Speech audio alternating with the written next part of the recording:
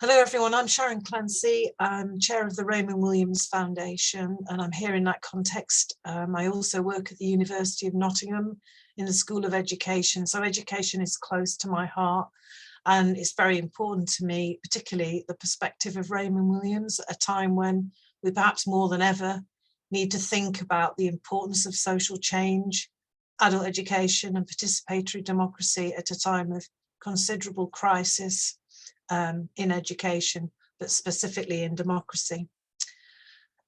So I want to think a little bit about Raymond Williams' role in education. For a long time, it's been a series of ideas and collections of his thoughts that are quite dispersed in terms of where you find them.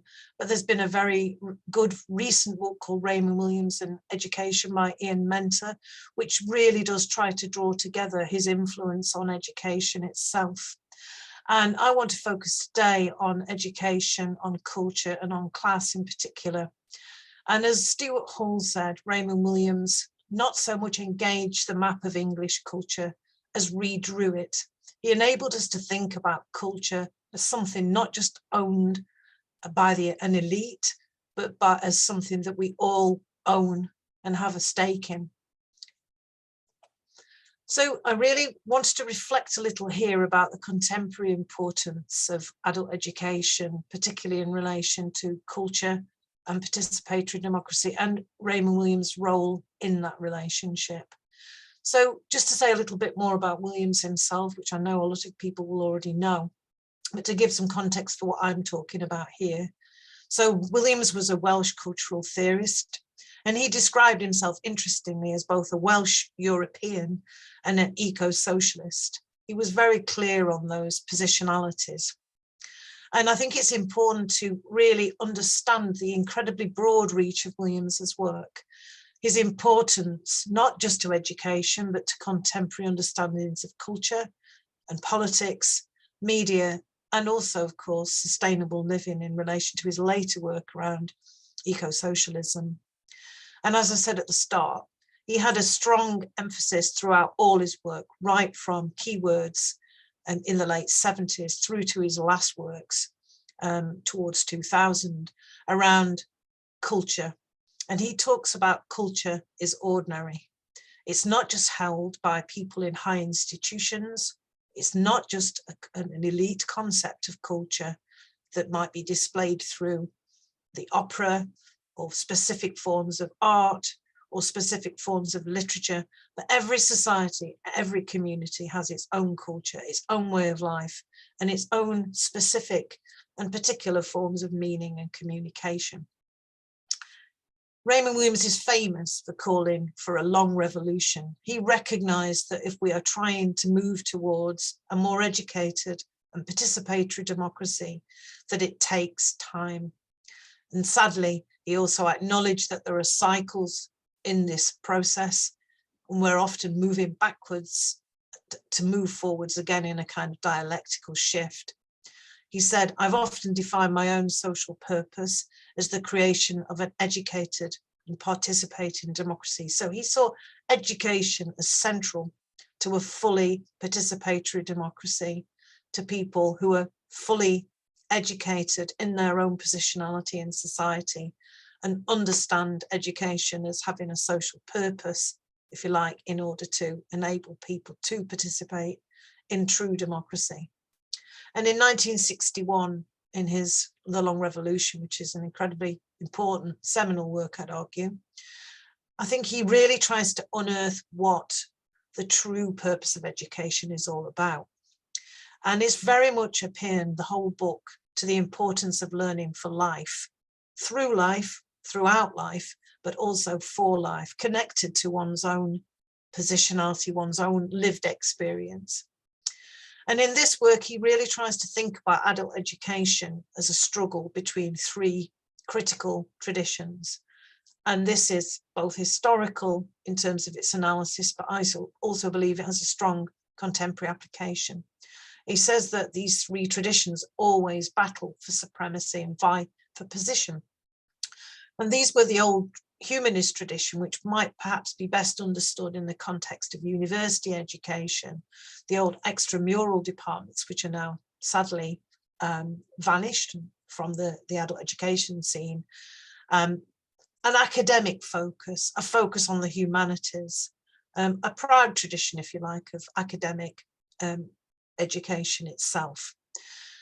He also talked about the industrial trainer model of education, which in effect reduces everything to the form of industry and economy. So what we are, in effect, in the industrial trainer lens is our units of work, in effect. So we're learning skills required to undertake jobs. And that is the primary focus, certainly of our current government in the UK.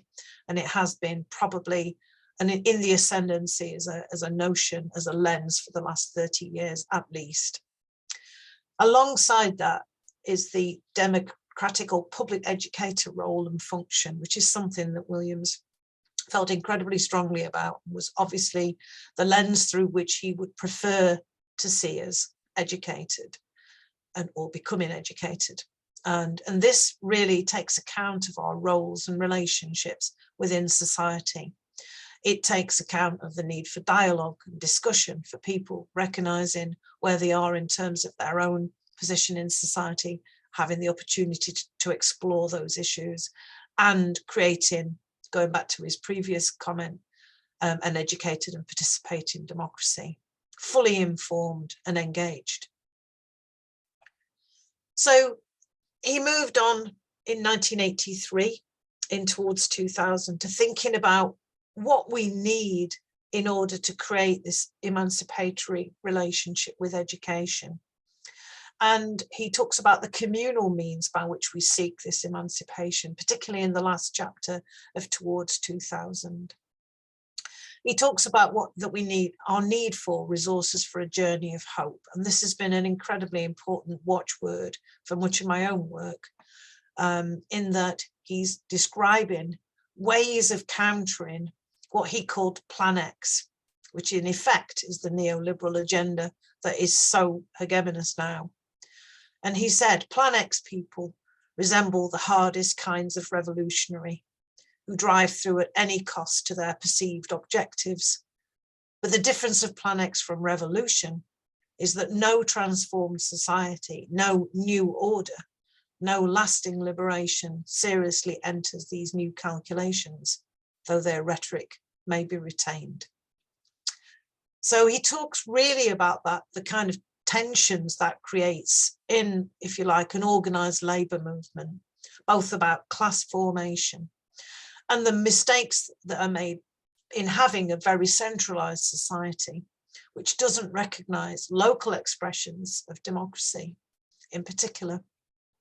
He also outlined the challenges in Towards 2000s that we face when pushing for a new type of society in Britain, and particularly one that's formed around a more decentralized approach, the notion of self-management and eco-socialism, taking account of our place within the wider sphere of life and the wider world. So Resources for a Journey of Hope really tried to examine how awareness of community history, the histories we all have in our communities, the labour struggles that have perhaps provided continuity and resilience, particularly in times of escalating turbulence, are so important to us in framing our response to the neoliberal agenda. It gives us dignity, it gives us hope. And in Towards 2000, he returned to and built on his earlier work, The Long Revolution. And it ends with a chapter, as I've said, titled Resources for a Journey of Hope. And in this, he really tries to outline what he sees as a radically new kind of politics of socialism. And he's explicit about that, which focuses around peace, agenda, peace movement, the green movement, and community and feminist movements. So this forms that resilience, that resource for hope. And he described learning as part of social change. He never saw education as being an adjunct or separate from, if you like, the function of social change. This relates very closely to his notion of the democratic educator function in society. And he particularly, as an adult educator himself, he worked for the Oxford extramural delegacy for quite a long time as an adult educator with the WEA. And he thought deeply about what we mean by adult education. How do we engage adults in a lifelong learning process? How do we engage with them at the level and the space that they're interested in, that respects their lived experience? And this he relates to the democratic educator function in society. He sees adult education as having a particularly important role in creating that educated and participating democracy. And like R.H. Tawney, the historian social critic, he really focuses on the democratic educator concept. Tawney himself said that adult education is not put on like varnish. It springs like a plant from the soil, and the fragrance of the earth is upon it. And I think there's something really important there about the notion that people self-organise around education. So some of the earliest developments in the South Wales mining community, for example, were people coming together to counter the industrial and economic challenges that they were facing around a book or an issue that they wanted to read about, and creating, if you like, a form of early autodidact adult education tradition. He found this incredibly important. He said that adult education is not about remedying deficit, where we're seen as defective in some way, or making up for inadequate educational resources in the wider society. And nor is it primarily a response to meeting new needs of the society that are kind of imposed on us. He says it has to be more than the bottle with the message in it, bobbing on the tides and waves of history. Instead, it should be about making learning part of the process of social change itself. So this notion of direction, that education is our means of directing change rather than being directed by it. So we work at the Raymond Williams Foundation to both elevate, support, and, if you like, really celebrate the work of Raymond Williams. But we're also specifically interested in these spheres of adult education, particularly at a time when adult education in the UK has been utterly decimated. And then now, at the moment, there are new plans to cut community and adult education, which is one of the few resources that had been kind of left untouched. So we know that community-based collective learning is an increasingly tense space to work within, with very little funding, infrastructure and support. So we see it as our role to really support the realisation of the long revolution, and specifically an educated and participating democracy. And we know that Williams obviously advocated that throughout his whole life and all his work. And we seek to do that in a number of ways. So we support adult education. We work with bodies already supporting adult education, such as the WEA, but many other newer social movements. So a range of similar organisations. We work to try and bring people together to talk about Raymond Williams' ideas. And we have annual residential weekends pre-COVID, and we're hoping to reintroduce them on broad social, political, philosophical and cultural themes connected to his work. We also support through a series of targeted and general grants, courses, day schools, activities, events or projects in sympathy, on themes in sympathy with Williams' ideas, particularly often to support people who are socially and educationally disadvantaged and to enable organisations to be able to support them. And we also support student research on short study breaks, and we enable that through people being resourced to go to adult education colleges, those that remain. And we support the development of family learning for socially and educationally disadvantaged in residential settings. So our focus is on really the adult education component of Raymond Williams' work in many ways, and the notion of education and democracy being hand in hand. So throughout the course of the Raymond Williams Foundation's the Raymond Williams Centenary year, hence my presence here, we've had a series of activities to celebrate the life and work of Raymond Williams. So in August 2021, which was the actual 31st of August, which was the date of his birth, the centenary of his birth, should I say, we heard from speakers who were part of a celebration of his life and work, who contributed readings covering the key themes that Williams explored in his life's work.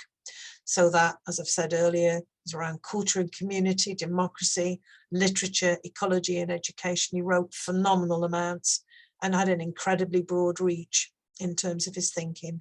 And we had speakers which included Colin Thomas, the film director, Rhiannon Jones, a broadcaster, Rhiannon White from the Commonwealth Theatre Company in Wales, David Anderson from the National Museums Wales, Sarah Lowndes, a writer, curator and lecturer, Maddoch Williams, Raymond Williams' daughter, who was the creator of the Long Revolution, 21st Century Socialism website, and Professor Mary Joannou, Emerita Professor at Anglia Ruskin University.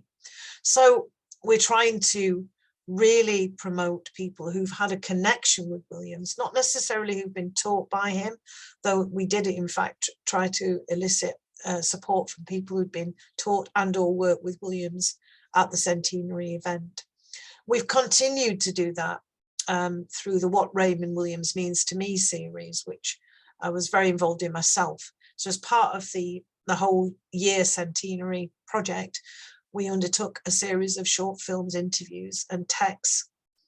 And this was very much focused on people who've been touched in different ways by Raymond Williams' work, including Terry Eagleton, Professor Lyndon West, who's shown here, being interviewed by myself, Dr. Cilla Ross, who's an important cooperative adult educator, and Dr. Derek Tatton, who was for a very, very long time the administrator and coordinator for the Raymond Williams Foundation, and was also warden of the Wedgwood Memorial College in Barlaston.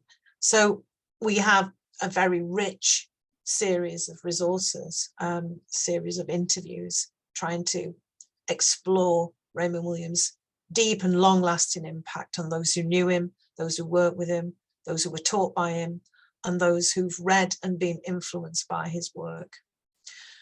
Finally, the Raymond Williams Centenary Explainers was a project that RWF dedicated quite a bit of resource to. And this was really to try and create what we called explainers. It's a clumsy title or term, but it's really the idea of having freely accessible resources in different formats. So that might include film, video, it might include articles, it might include animation. We have a whole range of explainers to try to really explore and explain some of the key concepts from Raymond Williams' work, but to a particularly with a contemporary public focus, to trying to make them much more accessible. And we've created a range of explainers from people in Wales, England, the USA, Canada, Argentina, and this all came through an open call for an RWF grant to take the work on. So this has been very much to really build on the renewal of interest in Williams' work and promote and renew public discussion about the relevance of his work today.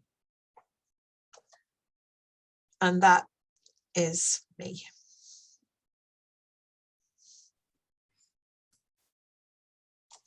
Thank you, Sharon. It was a beautiful presentation. Oh, thank you. I think I probably did it better than the first time. Yes, you did. Yes, you did. Because I had COVID. I don't know if you remember. I had COVID the first time round, and so I was feeling a bit wretched. So I think that was better, funnily enough. Yeah, so yeah, I did make reference to a couple of things that have kind of come on stream since I did the presentation in December, but I don't suppose that matters. You know, Ian Mentor's book on Raymond Williams and education came out this year, but you know, it's good. So if people forget to find out about it, that's a good thing. So yeah, I hope that was all right. I ended a bit abruptly. I forgot that it was the last slide. I don't know if we need to edit that out, but I think it was all right apart from that. Let me stop the recording.